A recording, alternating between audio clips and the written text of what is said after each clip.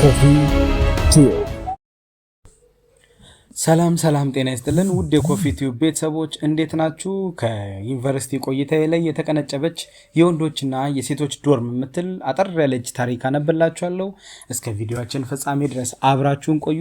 ሰብስክራይብ ያላረጋችሁ ያልተቀላቀላችሁን ቤተሰብ ሁኑ፣ ተቀላቀሉ እንላለን። ቪዲዮውን ላይክ በማድረግ ጀምሩ። መልካም ቆይታ።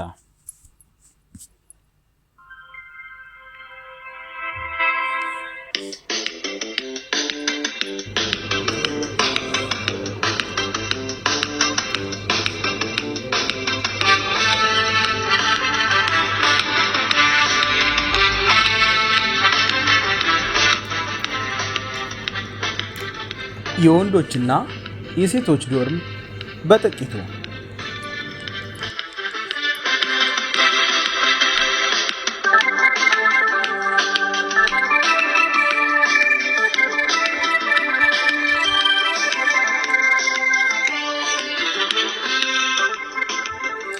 በካምፓስ ቆይታዬ 3 ጊዜ የሴቶች ዶርም የመግባት አጋጣሚ አግኝቼ ተጠቅሜበታለሁ።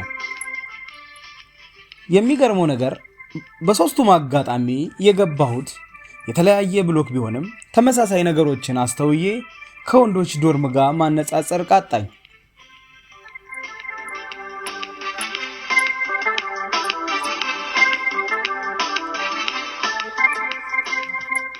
ትዝ ይለኛል የመጀመሪያ ዓመት ተማሪ በነበርኩበት ዓመት አንዲት የዲፓርትመንታችን ቆንጆ ተማሪ ታመመችና ራሷን ብትስትም መሬቱን ግን አልሳተችውም።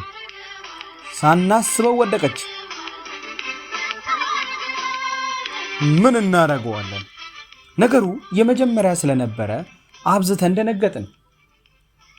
በአቅራቢያዋ የነበርን ወጠምሾች በቡድን ተደራጅተን አፋፍሰን ልንወስዳት ስንል አንድ ከክፍሉ ተማሪዎች በእድሜ ጠና ያለ መላጣ ተማሪ፣ በእርግጥ ላላወቀው ሲኒየር ሌክቸር ይመስላል።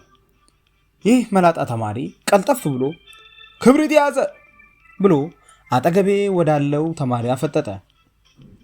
ተማሪው በእጅጉ ተበሳጭቶ ሰውነቴ ስለከሳና ጥርሴ ስለበለዘ ብቻ እንደ አጫጅ ልትቆጥረኝ አትችልም ብሎ ተውተረተረ። መላጣው ተማሪ ከግልምጫ ባልተናነሰ መልኩ ልጁ ላይ በማፍጠጥ ፍሬንድ ለንግስ ሻማ ከለኮስክ ብዬ ነው ብሎ አላገጠበት። የተሰበሰብነው ተማሪዎች በሙሉ ሳቅንበት።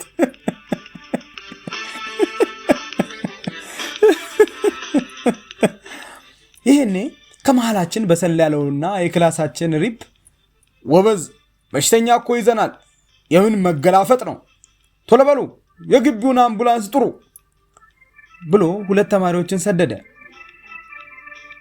አምቡላንሱ እስኪመጣ የተለያዩ እሷን የማንቃት ሙከራዎች ተደረጉ። የክብሪት ጭስ አፍንጫዋ ላይ ቢደረግም ልትነቃል ስላልቻለች የተሻለ ሐሳብ አቀረብኩ። እንደምንም ጉሮሮዬን ጠራርጌ ትንፋሽ እንስጣት ብዬ ከንፈሬን አሟሙቄ ጎንበስ ሳልኩና በጅግንነት ስሜት አፍንጫዋን በእጆቼ ፈትሬ ያስኩና በከንፈሬ ወደ ከንፈሯ ተጠግቼ ትንፋሽ ልሰጣት ከማጎንበሴ ፍቅሩን ያልገለጸላት አፍቃሪዋ አምቡላንሱ መጥቷል ብሎ የሸሚዜን ኮሌታ ይዞ ወደ ኋላ አሽቀነጠረኝ። ሰው ግን ለምን ክፉ ያስባል? እኔ ትንፋሽ ከመስጠት ውጪ ሌላ ምን አሰብኩ ብዬ ስቆጣ ሁሉም ተማሪዎች በአንድ ሳቁ። ሳቃቸውና አይናቸውን ተከትዬ ወደ ሱሬ መጋጠሚያ ዚፕ ግድም ስመለከት በትረ መኮንኔ ሊተኮስ እንደተዘጋጀ ሚሳኤል ሱሬን ወጥሮታል። አቤት ቅሌት!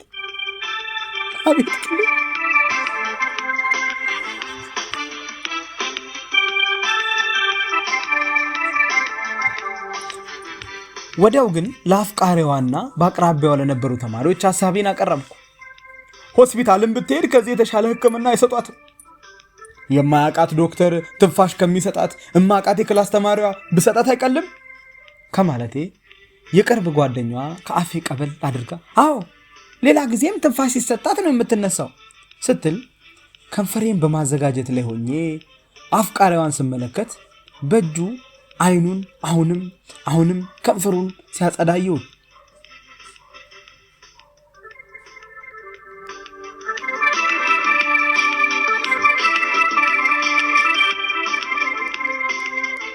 ታዲያ እቺ ጓደኛዋ ዝግጅታችንን ሳታስተውል በአይኗ ፈለግ አድርጋ አቤል ትንፋሽ ይስጣት ብላ የኔንም የአፍቃሪዋንም ልብ ባንዴ ያከሰመች። አቤል እንደተባለው በአፉ ወደ አፏ ትንፋሽ አቀበለ። እሷም ተቀብላ ከእንቅልፍ እንደተቀሰቀሰ ሕፃን አይኗን ቀስ በቀስ መግለጥ ጀመረች።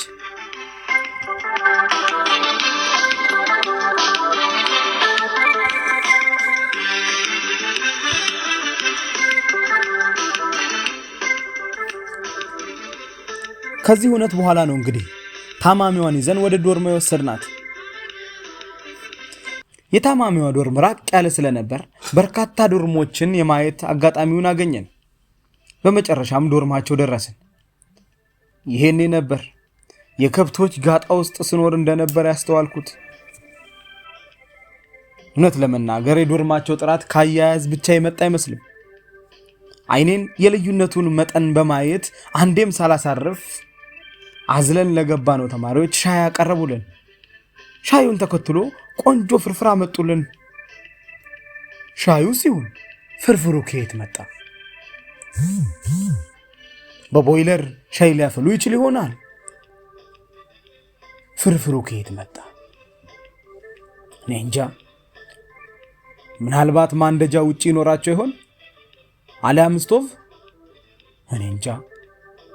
ታማሚዋ ልጅ አቤል ትንፋሽ እንደሚሰጣትና ወደ ዶርማቸው እንደምንሄድ ቀድሞ ያሰቡት እንደሆነ በግልጽ ያስታውቃል። እውነት ለመናገር ሰሞኑን ሰንበቴ ቤት ካቀረበልን ምግብና መጠጥ የበለጠ የተቀናጀ ማዕድና መስተንግዶ ነው። የቤታቸው ጽዳት፣ የአልጋ አደራደርና አነጣጠፍ መልክ አያያዙ የተዋጣለት ሲሆን የወንዶች ዶርም ከዚህ በተቃራኒ ሆኖ የተመሰቃቀለ አደራደርና አንሶላውና ፍራሹን ባለየ መልኩ የተዝረከረከ ነው።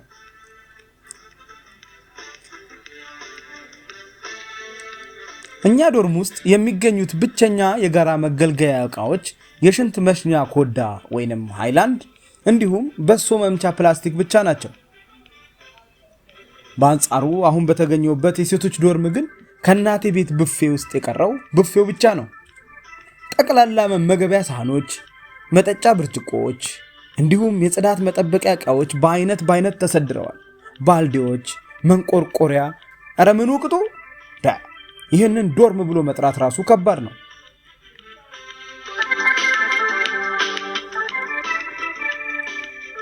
ዞር ስል ግድግዳቸው ላይ የጽዳት ፕሮግራም ተለጥፏል።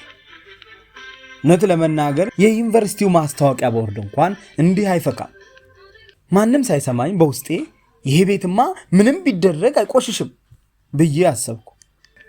ወዲያው ግን ሐሳቤን አጣጣልኩት። እኔና የዶርም ሜቶቼ ለ2 ቀን ብንውልበት ዶግ አመድ እንደሚሆን ምንም ጥርጥር የለውም።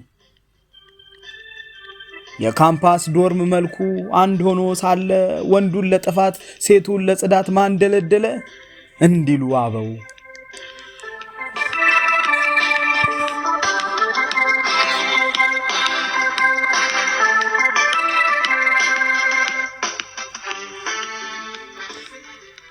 ውድ የኮፊ ቲዩብ ቤተሰቦች አብራችሁን ስለነበራችሁ በጣም አመሰግናለሁ። ታሪኩ ከተመቻችሁ ላይክ አድርጉት። ሰብስክራይብ ያላረጋችሁ ያልተቀላቀላችሁ ለተሻለ ታሪኮች እንዲሁም ሌሎችም ቪዲዮዎች እንዲደርሷችሁ ላይክ አድርጉ፣ ሰብስክራይብ አድርጉት። የደውሏን ምልክቷን መጫናችሁን አትዘንጉ። መልካም ቆይታ። ሰላም ይሁን። ሰላም